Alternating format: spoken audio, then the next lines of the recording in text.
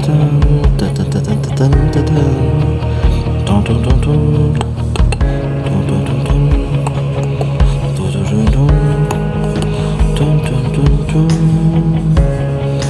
guys, so here's my first Air Jordan 1 Low. So I really love these shoes.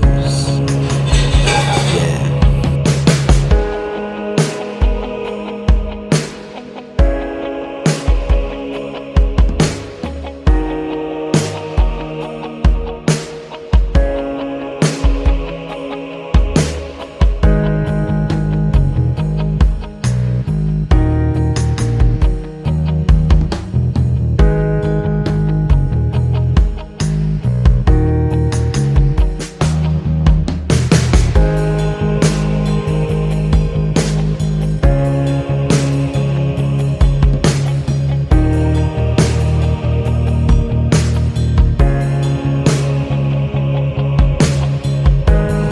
So thank you so much for watching, guys.